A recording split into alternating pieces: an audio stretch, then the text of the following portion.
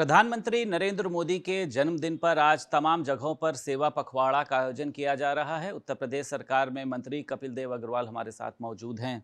कैसे देखते हैं प्रधानमंत्री नरेंद्र मोदी के जन्मदिन को लेकर आज उत्साह है पूरे देश में? देखिए, आज बड़ा पवित्र और गर्व का दिन है। षष्ठी के रचयिता भगवान विश्वकर्मा जी की जयंती आज है। इस देश के अंदर पूरे देश को नई दिशा देने वाले, पूरी दुनिया के अंदर भारत का मान सम्मान गौरव बढ़ाने वाले ऐसे प्रधानमंत्री, युवा दिलों की धड़कन श्री नरेंद्र मोदी का जन्मदिन का आज है।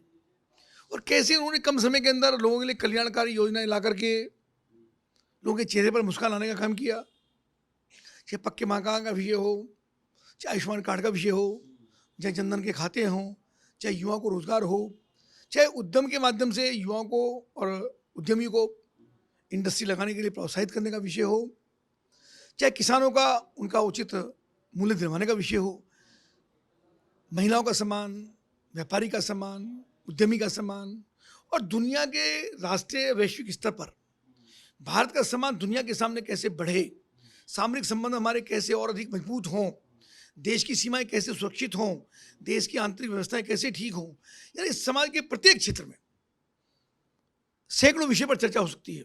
जब मोदी जी ने देश को ताकतवर बनाने का काम किया, सनातन संस्कृति को जैसे उन्होंने जीवंत करने का काम किया, मैं उनको आज के जन्मदिन पर हम सब की ओर से बहुत कोटि अभिनंदन है, उनको शुभकामनाएं हैं।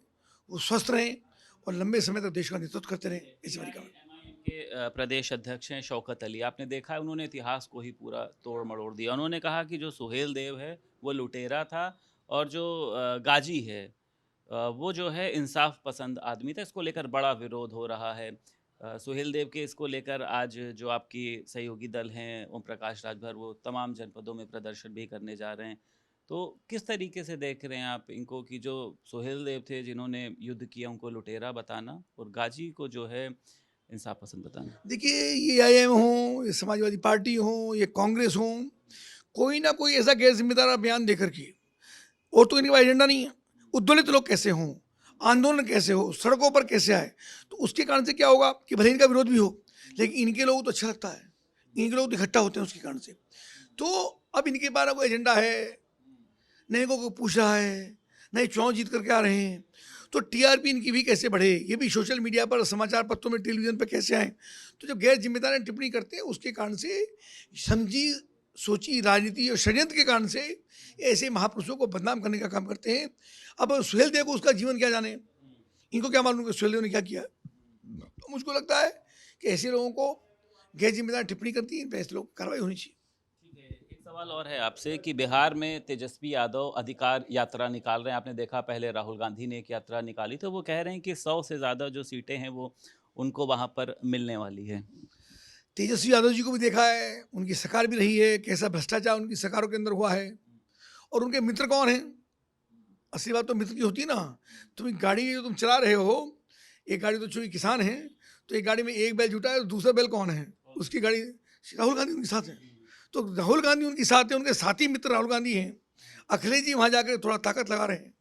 तो जो गाड़ी में पहले से ही पंचर है, जिसकी पहले से ही चलने की स्थिति नहीं है, तो ऐसे राहुल गांधी उनके मित्र। तो मुझको लगता है गाड़ी चलना तो बहुत दूर की बात है, स्टार्ट भी नहीं हो पाएगी, और मोदी जी के नेतृत्व में एनडीए वहाँ पर सरकार बनाएगा, ऐसा वहाँ की प्रदेश की जनता पर हमको भरोसा है। पश्चिमी उत्तर प्रदेश से आप आते हैं, आपने देखा इधर लंबे समय से हिंदुओं का संभल में पलायन हुआ। मेरठ में, मुजफ्फरनगर में हिंदुओं के साथ बड़ा अत्याचार हो रहा है। ये राम भद्राचार्य हैं जिनको आप लोग बहुत बड़े कुशल विद्वान कहते हैं। उन्होंने कहा जब मैं यहाँ पर आया तो मुझे यहाँ पर मिनी पाकिस्तान जैसी जो है वो फील आ रही थी। आपको लगता है कि ये एक बड़ा विषय? देखिए, बहुत महत्वपूर्ण बात उन्होंने कही है। वो तो नेत्रहीन है, पर उनके जो आंतरिक चक्षु हैं, आंतरिक दृष्टि है, वो बहुत दिव्य है। आप कल्पना करिए, 18 पुराण उनको कंठस्थ हैं। श्रीमद् भागवत का प्रत्येक श्लोक, कौन से प्रश्न पर कौन सा श्लोक है, उसका क्या अर्थ है, ये उनको कंठस्थ है। श्री रामचरितमानस, उनके सारे अध्याय उनको कंठस्थ है कविता के साथ। तो ऐसा नहीं कि उनकी दृष्टि नहीं है, उनका अपना अनुभव है, जैसा लोगों को फीडबैक देते होंगे, बताते होंगे। पर मैं जो कहूँगा कि 2017 से पूर्व जब योगी आदित्यनाथ जी को कमान मिली प्रदेश की, उससे पूर्व प्रदेश की स्थिति क्या थी, किसे नहीं देखा है। हम तो मुजफ्फरनगर से ही हैं, आए दिन दंगे होते थे, पलायन होते थे, व्यापारी छोड़ करके अपनी फैक्ट्री अन्य प्रदेशों के अंदर, मध्य प्रदेश के अंदर, गुजरात के अंदर, महाराष्ट्र के अंदर ले जाने की बात करते थे। हमारे यहाँ 68 लोहे की मिलें थी जो बंद होकर के मात्र 5 रहेगी उस समय। दोबारा योगी आदित्यनाथ जी के आने के बाद जीवंत होने का काम हुआ है। तो उनका अनुभव, चाहे संभल का विषय हो, चाहे कराने का प्लान हो, उनका अनुभव ये है कि सोची समझी राजनीति के तहत षड्यंत्र करके हिंदू को मार करके भगाने का काम लगातार होता था। आज मुख्यमंत्री योगी आदित्यनाथ जी का आने के बाद उन सब पर विराम भी लगा है, सब पर लगाम भी लगी है। जो अपना अपना काम करे, अपना काम करे, किसी को आपत्ति नहीं है। सबका साथ, सबका विकास हो रहा है। पर गुंडागर्दी करेगा, दमन करेगा, उत्पीड़न करेगा, किसी की प्रॉपर्टी पर कब्जा करेगा तो उस पर यथावत कार्रवाई होगी। बहुत शुक्रिया बात करने के लिए। उत्तर प्रदेश सरकार में मंत्री कपिल देव अग्रवाल हमारे साथ मौजूद थे। लखनऊ से वीडियो जर्नलिस्ट मेहंदी हसन के साथ संदीप खेर, भारत समाचार।